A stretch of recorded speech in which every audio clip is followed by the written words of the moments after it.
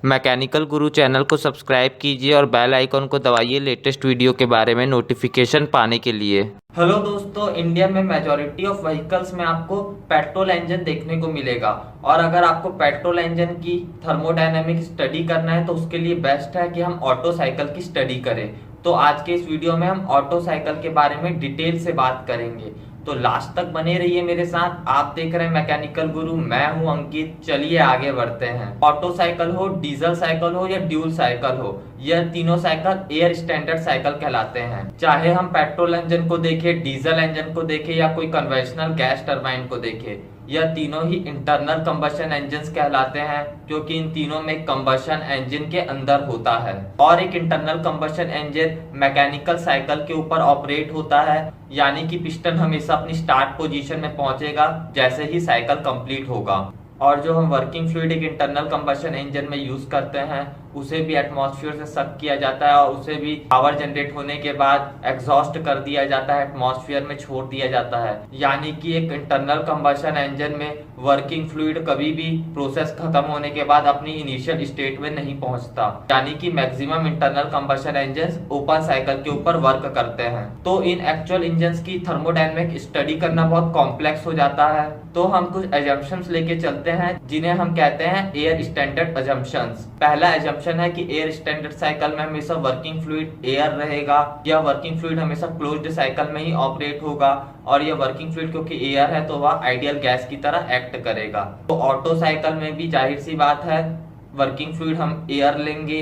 Auto cycle एक closed cycle रहेगा और ऑटो साइकिल में एयर का यूज हो रहा है, इसलिए हम आइडियल गैस इक्वेशन लगा सकते हैं। जबकि एक्चुअल में इंटरनल कंबशन इंजन एक ओपन साइकिल है जिसमें वर्किंग फ्लूइड एटमॉस्फेयर में रिलीज कर दिया जाता है। दूसरा एजम्पशन है कि प्रोसेस में जो भी साइकिल होगी वो कंप्लीटली इंटरनली रिवर्सिबल होगी। यानी कि एयर स्टैंडर्ड साइकिल में कोई भी प्रोसेस हो, उस प्रोसेस के दौरान कोई भी इंटरनल इरिवर्सिबिलिटी प्रेजेंट नहीं रहेगी, जैसे कि फ्रिक्शन या कोई भी दूसरी तरह की इंटरनल इरिवर्सिबिलिटी प्रोसेस में प्रेजेंट नहीं रहेगी। जैसे कि हम जानते हैं कि पेट्रोल इंजन में कंबशन होता है, तो हमारा अगला एजम्पशन है कि कंबशन को हम रिप्लेस कर देंगे हीट एडिशन प्रोसेस से। और इंटरनल कंबशन इंजन में एग्जॉस्ट होता है और एग्जॉस्ट को हम रिप्लेस कर देंगे हीट रिजेक्शन प्रोसेस से। यह थे कुछ एयर स्टैंडर्ड एजम्पशंस जो कि फॉलो करते हैं Otto cycle, diesel cycle, dual cycle या कोई भी ऐसा साइकिल जो एयर स्टैंडर्ड साइकिल है, वह यह एयर स्टैंडर्ड एजम्पशंस को फॉलो करता है। अब हम ऑटो साइकिल के बारे में बात कर लेते हैं। ऑटो साइकिल एक आइडियल साइकिल है जो रिप्रेजेंट करता है स्पार्क इग्निशन रेसिप्रोकेटिंग इंजन्स को। अधिकतर स्पार्क इग्निशन इंजन में 4 स्ट्रोक होते हैं, जिसमें क्रैंकशाफ्ट 2 कंप्लीट रिवॉल्यूशन लेता है। इन इंजन्स को हम 4 स्ट्रोक इंजन्स कहते हैं। एक 4 स्ट्रोक इंजन काम कैसे करता है, थोड़ा सा उस बारे में आपको बता देता हूँ। इसका PV diagram original 4 stroke engine का भी हम देख लेते हैं ताकि हम इससे कंपेयर कर पाए ऑटो साइकिल से। तो एक ओरिजिनल 4 स्ट्रोक इंजन में पिस्टन, सिलेंडर, क्रैंकशाफ्ट रहता है, इनटेक वाल्व रहता है, एग्जॉस्ट वाल्व रहता है, स्पार्क प्लग रहता है, कैम शाफ्ट रहता है जो कि इनटेक वाल्व और एग्जॉस्ट वाल्व को ऑपरेट करता है। तो जब इनिशियल पोजीशन रहती है तो पिस्टन टॉप डेड सेंटर में रहता है, दोनों वाल्व क्लोज रहते हैं, इनटेक वाल्व भी क्लोज रहता है, एग्जॉस्ट वाल्व भी क्लोज रहता है। उसके बाद जब पिस्टन टॉप डेड सेंटर से बॉटम डेड सेंटर तक जाता है तब उस स्ट्रोक को हम सक्शन स्ट्रोक कहते हैं। उस दौरान सिलेंडर के अंदर का प्रेशर हल्का सा एटमॉस्फेरिक प्रेशर से कम हो जाता है और उसी समय इनटेक वाल्व खुल जाता है, जिसके कारण फ्यूल और एयर का मिक्सचर जो कार्ब्यूरेटर में बना है वह अंदर आ जाता है। इस स्ट्रोक को हम सक्शन स्ट्रोक कहते हैं। 4 स्ट्रोक्स में से पहला स्ट्रोक है। उसके बाद पिस्टन दोबारा बॉटम डेड सेंटर से टॉप डेड सेंटर की तरफ आता है। जो एयर और फ्यूल का मिक्सचर आया है सिलेंडर के अंदर उसे कंप्रेस करता है। इस स्ट्रोक को हम कंप्रेशन स्ट्रोक कहते हैं। कंप्रेशन स्ट्रोक में पिस्टन बॉटम डेड सेंटर से वापस टॉप डेड सेंटर तक पहुंच जाता है। जब पिस्टन टॉप डेड सेंटर में पहुंचता है तो उस दौरान स्पार्क प्लग इग्नाइट होता है, जिसके कारण कंबशन होता है। सडन प्रेशर में बहुत ज्यादा राइस होता है, पावर मिलती है और पिस्टन तेजी से नीचे जाता है। इसे हम एक्सपांशन स्ट्रोक या फिर पावर स्ट्रोक भी कहते हैं। यानी कि पावर स्ट्रोक में पिस्टन वापस टॉप डेड सेंटर से बॉटम डेड सेंटर तक जाता है और पावर स्ट्रोक एकमात्र स्ट्रोक होता है चारों स्ट्रोक में जो हमें पावर प्रोवाइड कराता है। उसके बाद पिस्टन वापस बॉटम डेड सेंटर में पहुंचने के बाद जब टॉप डेड सेंटर तक पहुंचता है तो उस समय एग्जॉस्ट वाल्व खुलता है, और जिसके कारण जितनी भी बर्न्ड गैसेस सिलेंडर के अंदर हैं वह सब एग्जॉस्ट हो जाती है एटमॉस्फेयर में। तो जब सक्शन होता है तभी इनटेक वाल्व खुलता है, एग्जॉस्ट होता है तभी एग्जॉस्ट वाल्व खुलता है, बाकी समय दोनों वाल्व बंद रहते हैं। और स्पार्क प्लग हमेशा कंबशन स्ट्रोक के बाद ही इग्नाइट होता है, और स्पार्क प्लग के इग्नाइट होने के बाद फ्यूल में कंबशन होता है जिसके कारण हमें पावर मिलती है, जिसके कारण एक्सपांशन स्ट्रोक होता है। आप मेरे बगल में एक्चुअल 4 स्ट्रोक पेट्रोल इंजन यानी 4 स्ट्रोक स्पार्क इग्निशन इंजन का पीवी डायग्राम देख सकते हैं। इस पीवी डायग्राम को थोड़ा सा एक्सप्लेन कर देता हूँ, समझ में आ जाएगा।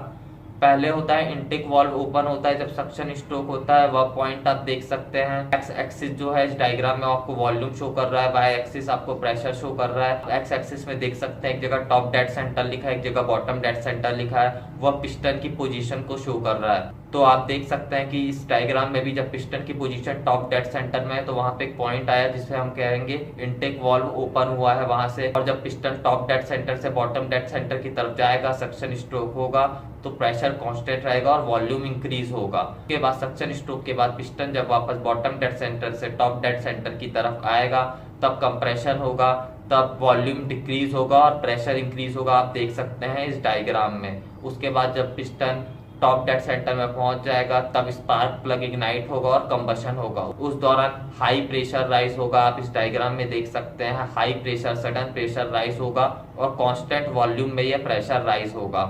उसके बाद जब पिस्टन वापस नीचे जाएगा एक्सपांशन स्ट्रोक होगा, तब फिर से वॉल्यूम इंक्रीज होगा और आपका प्रेशर डिक्रीज होगा, और इसी स्ट्रोक को हम पावर स्ट्रोक कहते हैं। उसके बाद पिस्टन वापस बॉटम डेड सेंटर से टॉप डेड सेंटर की तरफ आएगा जब पावर स्ट्रोक के बाद, उस दौरान एग्जॉस्ट वाल्व खुलेगा और यह सब गैसेस को एग्जॉस्ट कर दिया जाएगा। तो यह डायग्राम थोड़ा कॉम्प्लिकेटेड हो जाता है, इसलिए पेट्रोल इंजन का एसआई इंजन का थर्मोडायनामिक एनालिसिस करने के लिए हम ऑटो साइकिल का यूज करते हैं, और ऑटो साइकिल में एयर स्टैंडर्ड एजम्पशंस को भी फॉलो किया जाता है। ऑटो साइकिल का पीवी डायग्राम टीएस डायग्राम आप मेरे बगल में देख सकते हैं। ऑटो साइकिल में मेनली 4 प्रोसेस होते हैं, isentropic compression, constant volume heat addition, isentropic expansion और constant volume heat rejection. Otto cycle को अगर आप ध्यान से देखेंगे तो पूरी तरह ये एयर स्टैंडर्ड एजम्पशंस को फॉलो कर रहा है। इसमें एयर को ऐसा वर्किंग सब्सटेंस यूज किया गया है। यह एक क्लोज्ड साइकिल है, जबकि एक्चुअल स्पार्क इग्निशन इंजन एक ओपन साइकिल है। और ऑटो साइकिल क्योंकि क्लोज्ड साइकिल है तो जो एक्चुअल साइकिल में सक्शन हो रहा था और एग्जॉस्ट हो रहा था वो आपको ऑटो साइकिल में दिखाई नहीं देगा। ऑटो साइकिल में आपको isentropic compression, constant volume heat addition, isentropic expansion और कांस्टेंट वॉल्यूम हीट रिजेक्शन, ये 4 प्रोसेस ही आपको नजर आएंगी। मेरे बगल में आप पीवी और टीएस डायग्राम में देख सकते हैं। हालांकि ये चारों प्रोसेस आपको एक 4 स्ट्रोक स्पार्क इग्निशन इंजन को ही डिनोट कर रही हैं। आइसेंट्रोपिक कंप्रेशन हो रहा है उस समय पिस्टन जो कंप्रेस कर रहा है, ये वह प्रोसेस है। जब कंबशन हो रहा है जिस समय स्पार्क प्लग इग्नाइट हो रहा है तो उस समय कांस्टेंट वॉल्यूम में हीट ऐड की जा रही है, और जब पावर स्ट्रोक हमें मिल रहा है तो वह प्रोसेस आइसेंट्रोपिक एक्सपांशन प्रोसेस है। उसके बाद एग्जॉस्ट होता है, उसे हटा के उस जगह constant volume heat rejection process आ जाती है ताकि यह साइकिल एक क्लोज्ड साइकिल बन जाए, ताकि हम इसके ऊपर आसानी से एनालिसिस कर सके।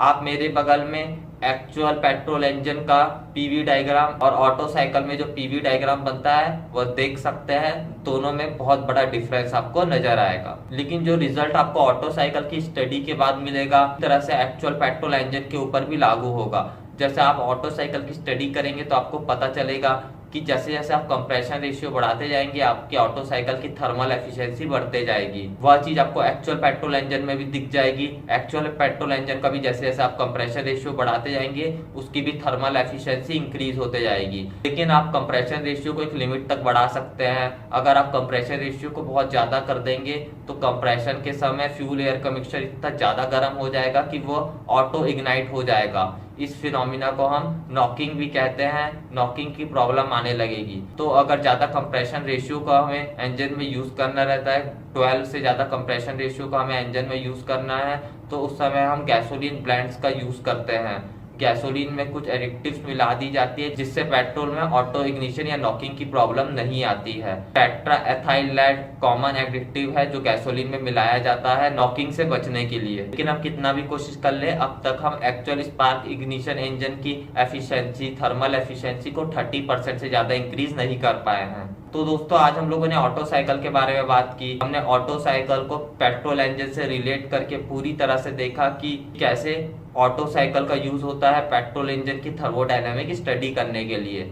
मुझे उम्मीद है कि आपको यह वीडियो पसंद आया होगा। अगर पसंद आए तो जरूर इस वीडियो को लाइक कीजिए, वीडियो को शेयर कीजिए और चैनल को सब्सक्राइब कीजिए, क्योंकि मैं आपके लिए रोज ऐसी अच्छी अच्छी वीडियोस लेके आता रहता हूँ। जल्द ही मिलेंगे। जय हिंद, वंदे मातरम।